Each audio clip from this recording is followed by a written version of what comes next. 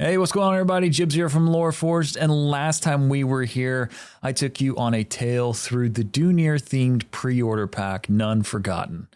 Well, this time, I'll take you somewhere different, and this time, it's a whole lot warmer. Let's take a look.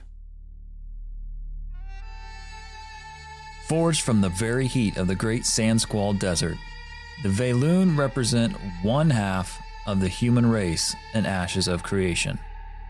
Like a well-fashioned blade from a Renkai orc, the Vaelune bend to the will of the great desert, but never break. There are many legends in Verra. Some are told around the campfires of a clear night sky, others on the eve of battle to muster a soldier's faith. But there are some that are held by the Vaelune, one specifically, in fact, that tells a tale of love and a great brokering of a deal that ultimately took someone all across Verra to attain that love. Today we look at the lore of a Vaelune-themed pre-order pack. Today, I'll tell you the tale of charms and good fortune.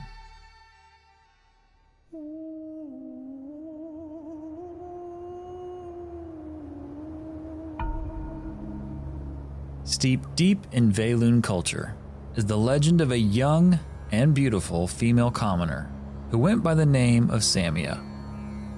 According to traditions of old, Samia sought love, and eventually she found it, falling deeply in love with an incredibly handsome and very ancient Jinn spirit Nuahibu, whom she called Ibu.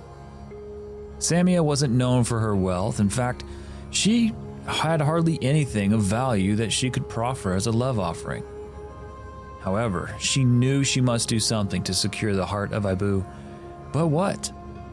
Just as quickly as the question left her lips, she knew exactly what she had to do. Through the use of sword, guile, and hopefully good fortune, she would cross the very lands of Verra to find a great treasure, one worthy of Ibu's heart. And so she did. She crossed desert dunes, traveled over rushing waters, made her way through deep forests, until eventually she acquired her prize. Discovering 5 rings of gold, she traveled back to the Jinn spirit with her prize in hand. Immediately, Ibu recognized their great value, never seeing something of such equal beauty. Thus, the two began to haggle, until eventually reaching a bargain. Samia would exchange the 5 gold rings, and in return, Ibu would not only wed Samia, but remain at her side in his corporeal form forever.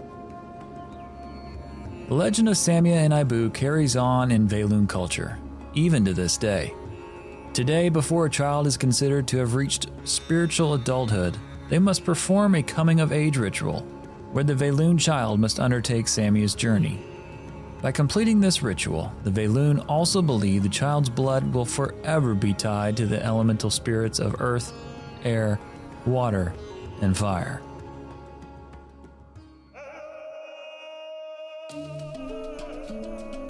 While the legend of Samia and Ibu still rings true in the elders of the Vaelune, so too does cultural tradition. At one time in Vaelune culture, men and women would cover their faces in a veil, signifying their unmarried status. Today, however, Vaelune from every walk of life, both noble and commoner, wear these veils as fashion accessories that also provide protection from the biting sands of the Sandsquall Desert. Some veils, like the Veil of Graceful Elegance, are intricately crafted for the wearer, its minimalist patterns making the wearer stand out at any ceremony. And in addition to the Veil of Graceful Elegance, the charmed threads of the Vaelune differ from races like the Purian Elves. Vaelune fashion believes itself to be eye-catching, yes, but nothing screams more eye-catching than something functional. As in a Vaelune's mind, you must always be prepared physically, for opportunities await. While the great Sandsquall might be brutal to live within, there is one creature who represents the opposite. Enter the peering loris. This small and bulbous-eyed creature peers into the world of Verra not through natural sight. although by looking at them you never know. For the peering Loris, they view the physical world of Verra through the very essence that courses through it. These adorable creatures have actually become house pets to many of Vaelune, as the peering Loris is not known for its aggression. This suits any owner well, as the peering Loris's bite is extremely poisonous, causing a violent exothermic response upon any bite. The darker side of this is there are those in Verra who use the Loris venom to brew a number of lethal concoctions with deadly side effects, destabilizing any essence that might be found in the bodies of its victims. While the Vaelune may use a whelk or camel when it comes to the deep sands of the Sandsquall Desert, there is a faithful and devoted mount enjoyed by the Vaelune. The Silkfur Dun Hunter.